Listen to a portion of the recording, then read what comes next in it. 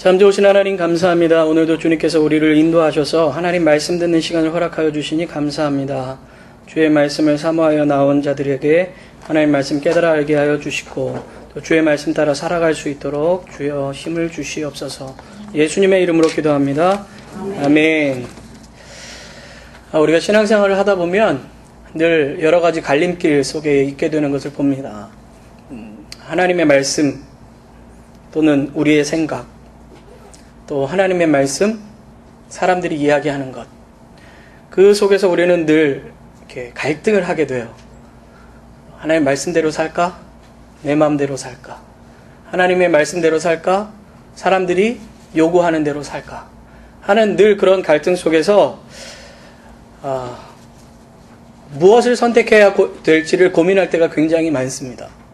우리의 머릿속으로는 또 우리가 성경을 보는 그 지식 속에서는 분명히 하나님의 뜻대로 살아가는 것이 맞지만은 우리가 어떤 것들을 결정할 때 내가 지금까지 살아왔던 방법들이 있고 또 사람들이 요구하는 삶의 모습이 있기 때문에 그런 것들을 쫓아 살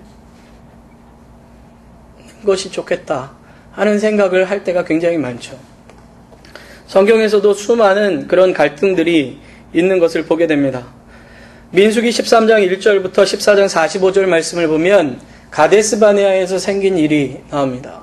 이 사건은 어떻게 나타나는 것이냐 하면 이스라엘 백성을 하나님께서 모세를 통해서 출애굽시켜 주시죠. 그래서 광야에 있는 가운데 이제 가나안 땅으로 들어가기에 앞서서 각 지파에 한 명씩 12명을 뽑아서 12정탐꾼을 보내기로 합니다. 그리고 12정탐꾼이 가나안 땅을 40일간을 밟아보면서 그곳이 어떤 곳인지 경험을 하게 되고 그곳에 있는 소산물을 가지고 오게 됩니다. 그 대표적인 것 중에 하나가 포도잖아요. 나오죠. 얼마나 포도가 컸는지 두 사람이 나무로 해서 줄기채 메고 왔다 그런 얘기가 나오는데 정말 저렇게 컸는지는 모르겠지만 어쨌든 아마 풍성함을 상징하는 그런 내용이었을 거예요. 12명의 사람의 모두 동의할 수 있는 이야기 중에 하나는 맞다. 그것은 하나님께서 말한 것처럼 젖과 꿀이 흐르는 땅이다. 이것에는 12명 모두가 동의했습니다. 그러나 10명의 사람은 이렇게 얘기한 거예요.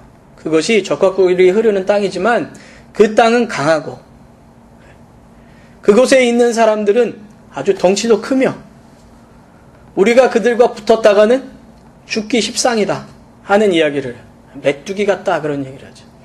우리는 파닥파닥 뛰다가 그 사람들이 내리치면 죽을 수밖에 없는 벌레 같은 존재다 그렇게 얘기를 한 거예요. 그들은 안악자손으로 거인과 같은 사람들이다. 도시는 이미 있고 그곳에 살아가는 사람들은 이미 있다 이 얘기를 하죠.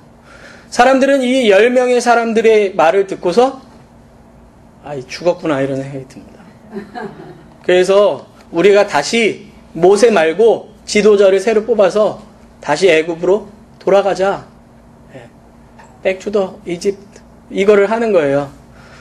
그런데 2명의 사람은 전혀 다른 이야기를 합니다. 맞다. 사람들이 말하는 것처럼 강한 사람들도 있다. 하지만 하나님께서 우리에게 그 땅을 취하리라 약속해 주셨다. 그들은 우리의 밥이다. 그렇게 얘기하죠. 근데 사람들이 누구를 더 따릅니까? 2명의 믿음의 언어를 쓰는 사람들보다 그곳에서 자기들이 보고 이야기한 10명의 이야기를 더 지지합니다. 민주주의로 따진다면 10명을 따르는 것이 당연한 거잖아요. 그러나 성경에서는 그 법칙이 틀렸다라고 이야기를 하는 거예요. 중요한 것은 더 많은 사람들이 요구하는 삶이 아니라 하나님께서 무엇을 말하고 계시고 무엇을 보여주고 계시느냐 하는 것을 이야기하고 있어요. 만약에 모세가 그 10명의 이야기를 듣고 그래 우리 이집트로 돌아가자 했다면 어떻게 됐을까요? 만약에 갈렙과 여호수아조차도 맞아 그 사람들 말이 맞아 그렇게 하기로 결정하자라고 했으면 어떻게 됐을까요? 다 광야에서 죽었을 거예요. 그러나 믿음의 언어를 사용하여 하나님의 말씀대로 하기로 결정한 그 두 사람만이 가나안 땅에 들어가게 되는 것을 볼 수가 있습니다. 출애굽기 32장 1절부터 6절까지의 말씀을 보면 이 아론이 만든 금송아지에 대한 이야기가 나옵니다. 이스라엘 백성들을 이제 모세가 시내산으로 탁 인도했고 그 시내산에 하나님의 영광이 임했습니다. 그리고 나서 하나님께서 모세에게 시내산으로 올라와라 이렇게 말씀하시는 거예요. 그래서 이 모세가 산으로 올라갔는데 백성들이 모세가 금방 내려올 줄 알았거든요. 근데 몇 날 며칠이 지나도 안 내려오는 거예요. 야, 이거 어떻게 된 거야? 우리를 이곳에 인도한 사람이 죽었나? 어떻게 됐나? 왜 소식도 없고 소문도 없냐? 그렇게 되니까 마음이 불안해지기 시작했어요.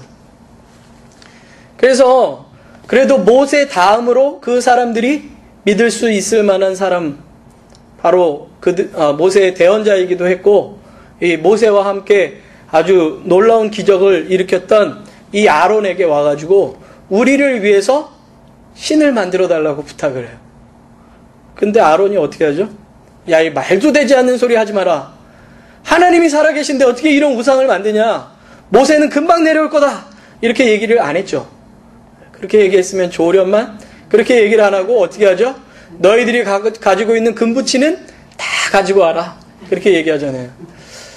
남자만, 장정만, 전쟁에 나가서 싸울 만한 사람만 60만 명이니 여자들도 그 정도 숫자 되지 않았겠습니까? 우리가 뭐 금기골이 모아봐야 얼마나 되겠어 싶지만 60만 개 가져왔다고 생각하면 좀 달라지죠? 그러니까 어쨌든 그걸 가지고 와가지고 부어서 그 다음에 새겨서 이런 걸 만든 거예요. 우상을 만들었죠. 보이세요? 잘 안 보이세요? 그림이 좀 작죠? 어쨌든 금송아지를 만들고 자기네들의 신이라고 이야기합니다.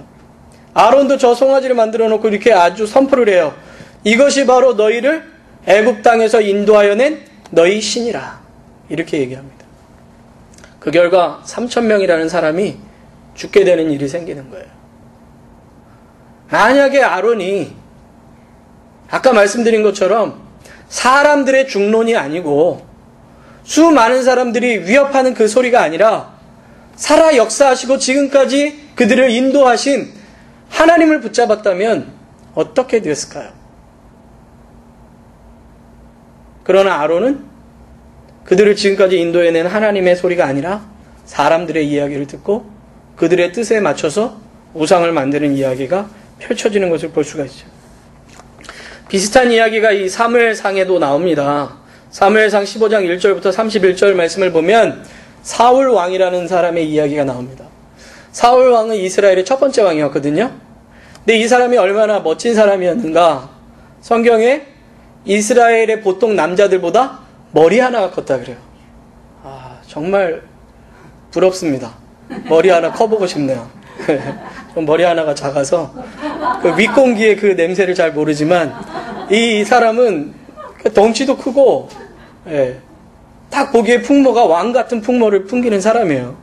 뿐만 아니라 하나님께서 그를 왕으로 세웠을 때에 사람들이 어떻게 저 사울 같은 사람이 왕이야 라고 이야기한 그 사람들을 나중에 왕으로 세워진 다음에 사람들이 조치하자 이런 얘기를 합니다. 그때 사울이 어떻게 하는지 아세요? 놔두자, 봐주자 라고 얘기합니다. 어떻게 보면 대장부 같은 풍모가 있던 사람이에요. 덩치뿐만 아니라 마음 씀씀이조차도 왕과 같은 이 큰 마음을 가진 사람입니다. 그런데 어느 날 사무엘이라는 선지자가 와서 사울 왕에게 이렇게 얘기합니다. 왕이시여, 하나님께서 아말렉 사람들을 치라고 명하십니다. 이스라엘이 출애굽할 때에 우리를 괴롭혔던 그 사람들을 완전히 진멸하되 짐승까지도 하나도 남김없이 다 죽이라고 말씀하십니다. 그리고 나서 하나님의 말씀대로 전쟁에 나갔어요. 그리고 승리를 했습니다. 대승을 거뒀어요. 정말 모든 것을 다 차지하게 됐습니다. 그러면 이제 하나님의 말씀대로 이 모든 짐승까지 싹 죽여야 되잖아요. 그런데 그렇게 하지 않았어요. 좋아 보이는 거는 다 남겼습니다. 자기가 딱 봐서 이거 건강하구나, 튼실하구나, 이쁘구나 하는 송아지와 양들을 다 남겼습니다. 사무엘이 나중에 전쟁에서 승리했다는 얘기를 듣고 딱 와봤는데 보니까 어떻게 됐냐면 양 소리, 송아지 소리가 들리는 거예요. 그래서 왕이시여, 이게 어떻게 된 일입니까? 하나님께서 모든 걸 다 죽이라고 하지 않았습니까? 라고 얘기했더니 사실 좋은 걸 남겨서 하나님께 예배 드리려고 그런 거예요. 이렇게 제사 드리려고 그런 거예요. 그렇게 핑계를 대는 거예요. 하지만 사무엘이 그 얘기를 듣고 하나님께서 당신을 버렸습니다. 그 얘기를 하니까 어떻게 되죠? 사실은 내가 그러고 싶은 게 아니라 백성들이 좋은 걸 좀 남기자 그래서 내가 그 백성이 너무 두려워서 그랬다고 얘기하는 거예요. 자기에게 전쟁을 나가라고 했고 자기에게 왕으로 세웠던 하나님이 두려운 게 아니라 사람들을 더 두려워한 거예요. 왜요? 사람들이 자신에게 등 돌리면 왕의 위에서부터 자기가 내려올 거야. 그것이 걱정된 거예요. 자기를 왕으로 세우셨던 그 하나님께서 그를 왕위에서 쫓아내실 거라는 생각은 못하고 오히려 사람이 두려워서 그 사람들의 말대로 행했던 사울의 이야기가 나오는 것을 볼 수가 있습니다. 그 결과 어떻게 됩니까? 그 왕위가 그에 대해서 끊기는 것뿐만 아니라 하나님의 영이 그에게부터 떠나서 나중에 악시 늘려 두려워하고 떨리고 결국에는 사무엘이 죽은 후에도 신접하는 여인에게 찾아가는 그런 내용을 봐요. 하나님의 사람으로 시작했던 이 사람이 하나님을 두려워하지 않고 사람을 두려워하며 그 사람의 뜻대로 살아갔을 때 완전히 그의 인생이 바뀌어버리는 것을 볼 수가 있습니다. 그래서 성경은 늘 우리에게 도울 힘 없는 사람을 의지하지 말고 우리를 도우시는 여호와를 의지하라 이렇게 말씀하고 하나님의 뜻을 따르는 것이 복이라고 이야기합니다. 그래서 하나님께서 모세에게 여호수아에게 수많은 하나님의 사람들에게 이야기할 때 뭐라고 말씀하십니까? 하나님의 계명에서 떠나지 말고 좌로나 우로나 치우치지 아니하면 하나님께서 그들과 함께 하시겠다고 약속하십니다. 그럼에도 불구하고 많은 사람들이 좌로 우로 치우치고 사람들이 원하는 길, 자기가 원하는 방식으로 하나님의 뜻에 벗어나서 살게 되는 것을 볼 수가 있죠. 오늘 성경 말씀에도 그런 비슷한 내용의 이야기가 나옵니다. 어떻게 보면 하나님의 뜻에서 벗어나서 사람들이 요구하는 그 요청에 응답하라 하는 이야기가 들리는 그런 말씀이죠.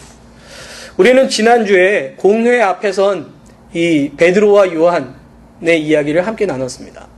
성전 미문에 앉아있던 42여 년 동안 한 번도 일어나 보지 못한 장애를 가졌던 그 사람을 베드로가 예수 그리스도의 이름으로 일으켜 주잖아요. 그 사람이 너무나도 기뻐서 뛰면서 한 번도 들어가 보지 못했을 그 성전 깊숙이까지 들어가는 것을 볼 수가 있습니다. 베드로와 요한을 꼭 붙든 죄. 그러니까 사람들이 보니까 분명 저 사람이 성전 민문 앞에서 한 번도 일어나 보지 못하고 구걸했던 사람인데 그 사람이 벌떡 일어나 뛰면서 하나님을 찬양하고 또 두 사람을 붙잡는 걸 보고 야, 저 두 사람이 저 사람을 일으켰나 보다 하고 많은 사람들이 모이게 되고 솔로몬 행각에 수많은 사람들이 모이게 되는 그런 장면이 펼쳐지죠. 그 가운데 이 베드로와 요한이 예수 그리스도만이 구원자이시다. 너희가 죽인 예수가 바로 하나님께서 보내주신 하나님의 아들이신 메시아다라는 것을 전하게 됩니다. 이 솔로몬 행각이 또 성전이 기도 시간에 시끌시끌해지니까 그곳을 지키던 성전 문지기와 또 제사장들과 또 그들의 우두머리인 사두개인들이 모이게 된 거예요. 근데 그 사람들이 이야기를 쭉 듣는데 그 사람들이 이야기하는 이야기가 두 가지 싫어하는 얘기를 했다고 했죠. 첫 번째는 메시아에 대한 얘기, 두 번째는 부활에 대한 이야기를 하는 거예요. 사두개인들이 제일 싫어하는 얘기 중에 두 가지가 메시아와 부활에 대한 이야기인데 그 이야기를 하는 것을 듣고 그것도 그가 누구라고요? 예수라는 얘기를 하니까 가만히 놔둘 수가 없는 거예요. 그래서 그 두 사람을 붙잡아서 이제 공회에 세우게 되는 그런 것을 보게 되죠. 그래서 그날 밤에는 이제 재판을 할 수가 없어서 그 다음날 이제 공회에 세웠어요. 공회에 세웠는데도 이 사람들이 너무 담대하게 이야기를 하는 거예요. 그래서 지난주에 말씀드린 것처럼 다른 이로서는 구원을 얻을 수 없나니 천하 인간의 구원을 얻을 만한 다른 이름을 우리에게 주신 일이 없다. 예수님만이 구원자시다. 여전히 아주 힘있게 성령에 충만하여 이야기하는 이 베드로와 요한의 이야기를 듣고 이 사람들이 당황하기 시작했습니다. 공회 앞에 서면 두려워하고 함부로 이야기하지 못할 거라고 생각했는데 오늘 13절 말씀을 보면 저희가 베드로와 요한이 기탄 없이 말함을 보고 그 본래 학문 없는 범인으로 알았다가 이상히 여겼다 하는 이야기가 나옵니다. 이 기탄 없이 말하다라는 이 기탄 없다라는 말은 자신이 원하는 말을 거리낌 없이 말했다는 거예요. 자신의 마음속에 있는 말을 아주 담대하게 이야기했다는 거죠. 여기서 학문이 없는 범인이다 이 말을 그대로 직독하면 율법을 배우지 못한 무식한 사람이라는 말입니다. 아니, 저 베드로와 요한이라는 사람 보니까 율법을 배우지 못한 무식한 사람 같은데 저가 어떻게 시편 118편에 있는 말씀을 들어서 설명할까 놀란 거예요. 그 표현을 좀 더 바꾸면 이런 표현입니다. 랍비로 정식 훈련받지 못한 자가 어떻게 훌륭한 랍비와 같이 이야기를 할까 그 얘기예요. 이해되시죠? 몰골을 딱 보아하니 무식하게 생긴 것이 말도 못할 것 같은데 어떻게 랍비 정식 교육을 받지 못한 이 사람이 정말 저런 훌륭한 랍비와 같이 담대하고 지혜 있게 이야기할까? 그거에 놀란 겁니다. 깜짝 놀랐어요. 그리고 그 이야기를 가만히 듣고 그 두 사람을 쳐다보니까 생각나는 한 사람이 진짜 있는 거예요. 그들이 증언한 예수. 그 두 사람이 누군가 봤더니 그 예수를 몇십 일 전에 죽었던 그 예수를 쫓던 사람이라는 것을 발견하게 된 거죠. 아니, 저 예수를 쫓았던 저 놈이 예수가 죽었으면 도망갈 줄이나 알았더니 도망가지도 않고 다시 와서 담대하게 얘기하는 그 얘기에 이 사람들이 놀란 겁니다. 그리고 또 한 가지 놀란 것은 40년 동안 일어나 보지 못한 사람이 일어나서 멀쩡히 그 두 사람 앞에 붙어 있는 거예요. 아니, 이 사람이 이게 지금 그 다음날 얘기잖아요. 일어난 다음날. 그리고 공회 앞에서 있었던 일이잖아요. 그러면 이 40년 동안 앉아있던 이 사람, 나음을 받았던 사람은 안 와도 되는 거잖아요. 그 자리에. 그렇죠? 야, 공회 앞에 괜히 또 나갔다가 나 해코지 당하는 거 아니야? 그리고 안 나가도 되는 거 아닙니까? 근데 이 사람이 용기 있게도 이 두 사람 옆에 딱 붙어 서 있는 거예요. 그 사람이 오지만 않았어도 증거 대봐라 이렇게 얘기할 수 있는데 그 나은 사람이 옆에 딱 붙어 있으니까 이건 뭐 증거 대봐라 이 소리 못 하잖아요. 증거가 옆에 있는데요. 그러니까 할 말을 잃어버렸어요. 아, 이거 진짜 할 말이 없다. 어떻게 해야 되나? 그런 생각이 들다가 여기서 더 이상 얘기할 필요가 없다는 생각이 들어서 이 두 사람 보고 나가 있으라 이렇게 얘기를 하고 비공개 회의를 거치기 시작합니다. 그래서 오늘 성경 말씀을 보면 이 두 사람 보고 나가 있으라 이렇게 이야기한 다음에 서로 의논하기를 16절에 이 사람들을 어떻게 할꼬 저희로 인하여 유명한 표적 나타난 것이 예루살렘에 사는 모든 사람에게 알려졌으니 이미 이 소문이 예루살렘에 쫙 깔렸다는 거죠. 잭슨빌 한마음 장로교에서 어떤 사람이 병이 나왔다. 암에 걸렸던 사람이 나왔다. 이 소문이 그냥 딱 나자마자 그 다음날 쫙 깔려서 야, 잭슨빌 한마음 장로교에 나가고 싶다. 이런 생각을 했다는 거죠. 예. 재밌죠? 근데 어쨌든 이 소문이 이미 다 퍼져가지고 부인할 수가 없는 거예요. 명백한 증인도 있고 소문도 벌써 다 났고 어떻게 할까? 그렇게 생각하다가 결국에 할 수 있는 거라고는 협박을 해가지고 다시는 입 밖으로 예수라는 말, 메시아라는 말, 부활이라는 말을 꺼내지 못하게 하는 방법밖에 없다라는 결론을 내리게 됐습니다. 그래서 그 사람들에게 다시 들어오라고 이야기한 다음에 협박을 하죠. 그래서 18절 말씀을 보면 그들을 불러 경계하여 도무지 예수의 이름으로 말하지도 말고 가르치지도 말라 이렇게 얘기했다는 거예요. 너희들 잘 들어라. 이제부터 예수라는 이름으로 어떤 말도 하지 마라. 그 이야기를 하면 당장 쫓아버리겠다. 이런 얘기를 하는 거예요. 가둬버리겠다. 그 얘기를 한 거예요. 근데 19절에 베드로와 요한이 그 말에 대해서 이렇게 대답하죠. 하나님 앞에서 너희 말을 듣는 것이 하나님 말씀 듣는 것보다 옳은가 판단하라. 야, 너희들이 위협한다고 내가 예수님에 대해서 말 안 하는 게 낫겠니? 아니면 하나님께서 정말 보내주신 하나님의 아들을 증언하는 게 낫겠니? 우리는 보고 들은 것을 전하지 않을 수가 없다. 우리가 지금까지 봐왔던 예수님, 죽으셨다가 다시 살아나신 예수님, 다시 사셔서 우리에게 말씀하신 그 예수님에 대해서 증언하지 않을 수가 없다. 라고 이야기하는 거예요. 근데 그 다음에도 관원들이 또 그렇게 얘기합니다. 거기에서는 어떤 유죄도 찾을 수 없고 그 사람들을 벌할 수 없었어요. 왜냐? 그곳에 사람들이 많았기 때문에. 그래서 다시 한번 위협을 합니다. 21절에 다시 위협하여 이런 표현이 나오는데, 여기서 다시 위협했다는 표현은 한 번 더 위협했다는 표현이 아니고요, 더 강력하게 위협했다는 표현입니다. 그러니까 우리 성경에는 다시 위협했다는 표현이 한 번 더 이야기한 것 같잖아요. 근데 그게 아니라 너 한 번 더 이야기했다가는 잡아 가둘 줄 알아? 이 얘기했던 것을 조금 더 이렇게 강하게, 너 한 번 더 얘기하는데 진짜 예수 그리스도를 전하면 죽을 줄 알아, 이렇게 얘기한 거랑 똑같은 거죠. 겁을 팍 준 거예요. 한 번 더 이야기하면 알아서 하라고, 그게 얘기한 거죠. 그러나 이미 그들의 이야기를 통해서 많은 사람들이 예수님을 찬양하게 되었고, 그 일은 실제다 하는 것을 22절에 이표적으로 병 나은 사람이 40여 세나 되었더라 하는 표현을 통해서 이것이 진정한 이야기였음을 이야기합니다. 어떻게 보면 이 이야기는 누가복음 12장 8절 9절 11절 22절에 나왔던 말씀이 그러니까 이루어지는 사건이에요. 우리 8절 9절 말씀 나오죠? 다 같이 한번 읽어보겠습니다. 시작.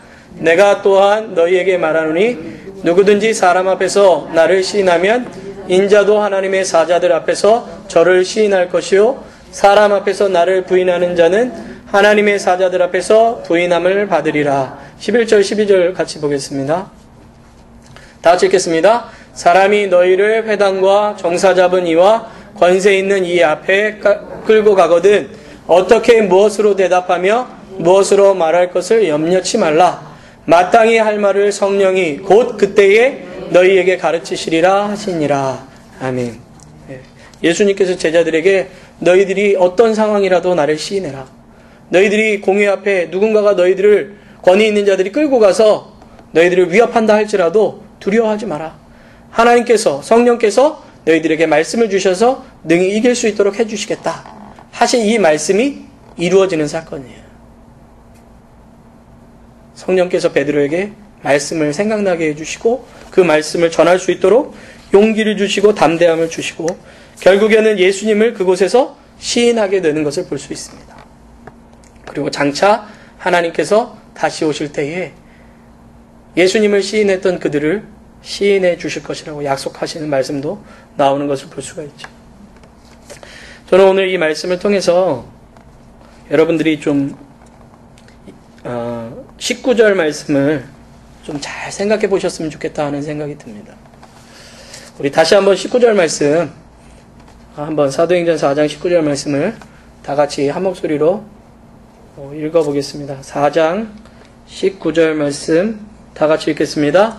베드로와 요한이 대답하여 가로되 하나님 앞에서 너희 말 듣는 것이 하나님 말씀 듣는 것보다 옳은가 판단하라. 20절도 같이 읽어보죠. 우리는 보고 들은 것을 말하지 아니할 수 없다 하니. 아멘. 여러분, 어떻게 베드로와 요한이 이렇게 담대하게 사람들 앞에서 이야기할 수 있었을까? 아까도 말씀드린 것처럼 성령의 충만함을 입었기 때문이다 라고도 말할 수 있지만 그들 속에 분명한 것이 있었다는 거죠. 아까도 말씀드린 것처럼 보고 들은 것이 분명했다는 거예요. 다른 표현으로 하면 하나님에 대한 지식, 예수님에 대한 지식을 분명히 하고 있다는 거죠. 예수님이 어떤 분이신지, 하나님이 어떤 분이신지, 그들을 인도하시는 분이 어떤 분인지에 대한 분명한 인식을 가지고 있었다는 거죠. 그리고 그분이 어떤 분인지에 대한 분명한 믿음이 있었기 때문에 그들이 그렇게 담대하게 이야기할 수 있다는 거예요. 반대로 얘기하면 우리가 왜 여러 가지 상황 속에서 하나님의 뜻과 다른 뜻이 있을 때 하나님의 뜻이 아닌 다른 뜻을 쫓아가는가? 그것은 우리가 하나님을 분명하게 인식하지 못하고 하나님에 대한 분명한 지식과 믿음이 없기 때문이다라고도 이야기할 수가 있습니다.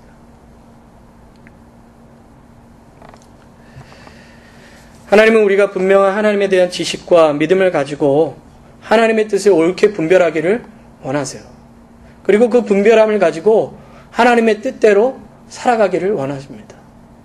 오늘 사건은 어떻게 보면 그것을 우리에게 보여주시는 사건이죠. 베드로와 요한이 하나님에 대한 분명한, 자신들이 분명하게 예수님을 봤기 때문에, 그분이 행하시는 일이 어떤 것인지를 분명하게 알기 때문에 그들이 여러 가지 강력한 힘을 받았을 때도 흔들리지 않고 주님을 쫓아갈 수 있었던 거죠. 요즘 목사님들이 하기 제일 힘든 설교 중에 하나가 회개하라는 설교라고 합니다. 성도들이 싫어하는 얘기는 교회 안에서 하기를 싫어한다 그래요. 그래서 헌신해라, 열심히 해라, 주님 앞에서 더욱더 순종해라 하는 말씀들이 제일 하기 힘들다고 그래요. 제일 하기 편한 설교가 성공한다 하는 설교라 그래요. 실제로 그렇지 않습니까? 교회까지 와서 싫은 소리 들어야 되나 그런 생각도 들잖아요. 목사들이 그래요. 저도 사실 그럴 때가 많습니다. 설교할 때. 설교를 준비하면서 혹시 이런 설교는 성도들의 마음에 상처를 주지 않을까. 그래서 어떤 설교를 할 때 혹시나 그것에 걸리시는 분이 있을까 봐 기도하게 돼요. 하나님, 혹시 제가 하나님의 뜻을 전한다고 해서 그분이 이거 혹시 내 얘기 아니야? 이렇게 받아들이지 않도록 도와주십시오. 그렇게. 왜냐하면요, 제가 만약에 오늘 헌금 설교를 한다고 치면 헌금을 안 하는 사람은 헌금 설교에 찔립니다. 근데 그게 찔리는 것이 하나님께서 내게 하나님 앞에 합당한 것을 드리라고 하시는구나 이렇게 받아들이는 게 아니라 목사님 또 내가 헌금 안 하는 거 알고 나한테 대고 얘기하네?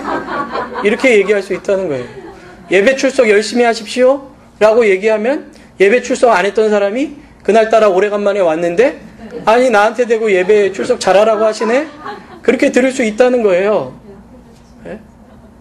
웃으시는 이유가 뭐죠? 그런 일이 실제로 있기 때문에 그렇습니다. 네? 그러니까 목사들도 이렇게 설교하다가 혹시 다음 주부터 안 나오시면 어떡하지? 가뜩이나 성도 수도 적은데? 그렇게 될 수가 있다는 거예요. 그러나 여러분들, 오늘 베드로와 요한이 그들의 생명과 직결될 수 있는 상황 속에서도 전혀 그것을 굽히지 않고 이야기했다는 겁니다. 왜요? 그것이 하나님 앞에서 옳기 때문에 그래요. 수많은 선지자들이 어려움을 당했지만은 하나님의 뜻을 그대로 전했습니다. 왜 그렇죠? 그것이 하나님의 뜻이기 때문에. 저는 이것이 목사의 설교, 또 여러분들이 전도하는 것에 대해서만 이야기하는 것은 아니라고 생각합니다. 아까도 말씀드린 것처럼 우리의 신앙생활 속에서는 늘 두 갈래의 길이 있어요. 하나님의 뜻으로 분명하게 보이는 것이 있고 내가 지금 살아가고 있는 모습이 있습니다. 그럴 때 우리는 늘 어떤 것을 결정하게 될 때 지금 하나님께서 옳게 보여주시는 것을 향해서 알긴 하지만은 따라가려고 하지 않을 때가 굉장히 많아요. 그렇게 살아가는 게 어렵다는 걸 알기 때문에 그래요. 하나님 말씀대로 사랑하고 용서하는 거 어렵습니다. 나의 시간을 들여서 하나님 앞에 순종하는 것도 어렵습니다. 내가 지금 먹고 살기도 힘든데 물질을 하나님을 위해서 드리는 것 어렵습니다. 바쁜 시간을 쪼개서 교회에 나오는 것 어려워요. 내가 하고 싶은 것이 굉장히 많은데 그 시간을 하나님을 위해서 드린다는 것도 어렵습니다.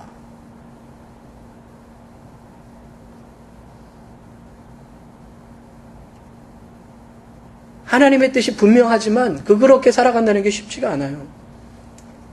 지난번에도 한번 말씀드린 적이 있는데 저희 아버지는 이제 부동산 하시거든요. 한국에서. 그럼 이제 부동산 하거나 개인 사업하는 사람들은 세금을 자기가 마음대로 내잖아요. 그렇죠?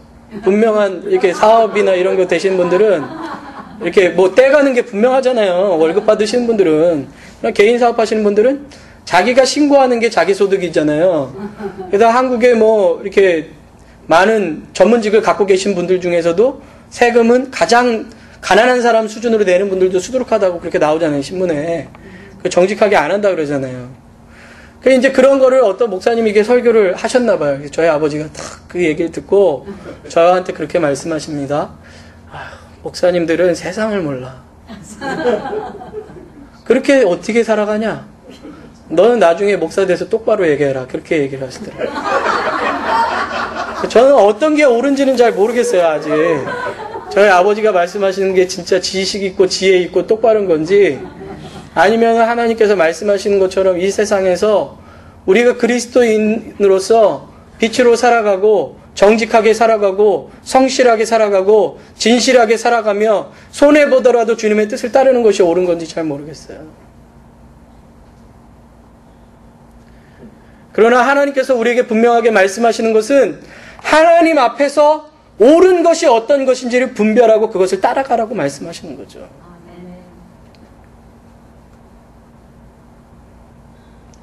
근데 우리가 아까도 말씀드린 것처럼 옳은 것이 분명함에도 불구하고 그것을 포기할 때가 굉장히 많다는 거예요. 나의 유익과 다른 사람과의 관계를 위해서. 그러나 우리가 하나님의 말씀을 보고 들은 것이 분명하고 주님의 뜻이 분명하다면 우리가 하나님의 뜻대로 살아가는 것이 믿는 자의 도리이다 하는 것을 여러분들이 분명하게 기억하시고, 세상에서 손해볼지라도 하나님께서 인정하시는 삶을 살아가시게 되시기를 바랍니다. 저도 그렇게 살아가겠습니다. 오늘 말씀 중에 이제 마지막으로 하나만 좀 더 봤으면 좋겠는데, 로마서 12장 2절 말씀 한번 좀 보도록 하겠습니다. 로마서 12장 2절 같이 읽겠습니다. 시작. 너희는 이 세대를 본받지 말고 오직 마음을 새롭게 함으로 변화를 받아 하나님의 선하시고 기뻐하시고 온전하신 뜻이 무엇인지 분별하도록 하라. 아멘. 여러분들 이 말씀을 잘 기억하시고 이 세대를 쫓아가는 삶, 이 세대 속에서 여러분들을 속이고 여러분에게 위협하는 그런 이야기를 듣는 삶이 아니라 지금 내 곁에서 나를 인도하시고 나를 붙들어 주시는 하나님의 말씀을 쫓아 살아갈 수 있게 되기를 바랍니다. 그래서 사도행전 4장 19절에 있는 것 말씀처럼 그렇게 선포하실 수 있는 분들이 되시기를 바랍니다. 하나님 앞에서 너희 말 듣는 것이 하나님 말씀 듣는 것보다 옳은가 판단하라. 이렇게 선포하시고 그 말씀처럼 살아갈 수 있게 되기를 바랍니다. 기도하겠습니다. 참 좋으신 하나님 아버지, 우리는 늘 갈림길 속에서 살아가게 됩니다. 하나님의 뜻과 이 세상이 옳다고 여기는 것, 또 하나님의 뜻과 내가 옳다고 여기는 것 사이 속에서 우리는 늘 갈등합니다. 하나님, 그러나 우리의 삶 가운데 하나님께서 말씀하시는 것이 분명하다면 그 말씀을 따라갈 수 있는 우리가 되게 도와주십시오. 하나님에 대한 분명한 지식과 하나님에 대한 분명한 믿음을 가지고 이 세대를 분별하며 하나님의 사람답게 살아갈 수 있는 우리가 될 수 있도록 도와주시옵소서. 예수님의 이름으로 기도합니다. 아멘.